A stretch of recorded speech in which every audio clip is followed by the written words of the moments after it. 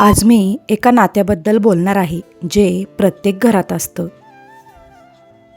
पण सगळ्यात जास्त गैरसमज, अपेक्षा, न बोललेले शब्द जिथे जमा होतात ते नातं म्हणजे सासू आणि सून.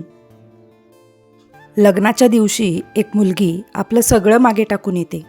आई, वडील, लहानपणीच्या आठवणी, स्वतःच्या सवयी, स्वतःची मोकळीक आणि नवीन घरात प्रवेश करते.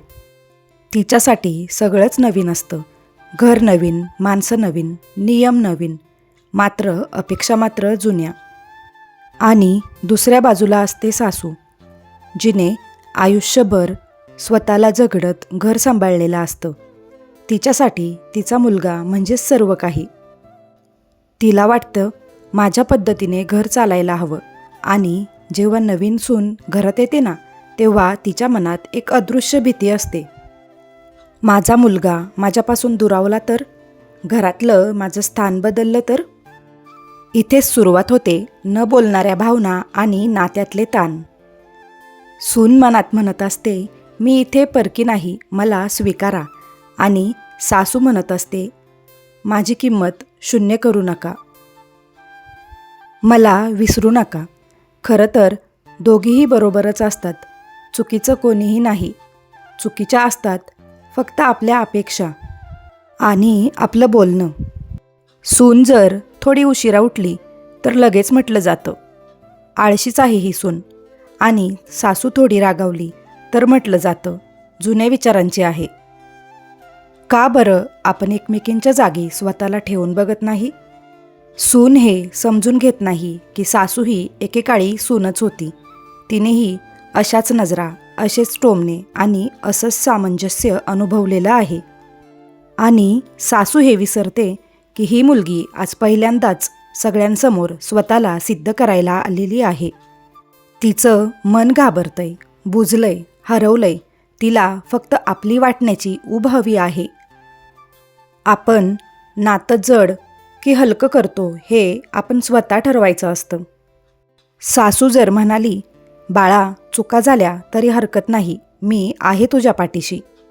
आणि सून जर म्हटली, आई तुमच्या अनुभवांची शिदोरी ही माझ्यासाठी एक ठेवाच आहे, तर नातं बदलायला काही वेळ नाही लागणार. आपण शब्द वापरतो, माझी सून, माझी सासू, पण एक शब्द वापरायला विसरतो, ते म्हणजे माझं कुटुंब. घर म्हणजे रणांगण नाही. इथे कोणी जिंकायचं नसतं, तर इथे एकमेकांना जिंकून घ्यायचं असतं. नातं बदलायचं असेल तर नियम नाही बदलायचे, बदलायचं आपलं मन. एकमेकांना समजून घ्या, बोलून घ्या, राग साठवू नका. राग साठवला की नातं तुटतं. आपल्याला राग नाही साठवायचा, तर घरात भरभरून प्रेम साठवायचं आहे.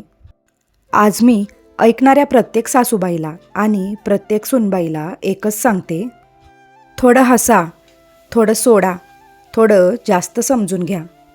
कारण आपण सगळे एकाच घरातील, एकाच छपराखाली जगणारे माणसं आहोत, शत्रू नाही. सासू सुनेचं हे नातं आता बदलायलाच हवं. कारण पुढच्या पिढ्यांनी आपल्याकडून प्रेम शिकावं, तणाव नाही. आई पण आणि मुलगी पण हे दोन्हीही जपलं तर दोन सासूसुना नाही, तर दोन मैत्रिणी ह्या एकाच घरात राहतात. तर तुम्ही देखील तुमच्या सुनेला आपली मैत्रीण करून घेणार ना? आणि प्रत्येक सुनेनीही सासूशी मैत्री करायला पुढे सरसावणार ना? तर व्हिडिओ कसा वाटला मला नक्की कमेंट करून सांगा. अशाच नवनवीन व्हिडिओसाठी पुन्हा भेटूयात. व्हिडिओ आवडल्यास एक लाईक नक्की करा. व्हिडिओ पाहिल्याबद्दल धन्यवाद.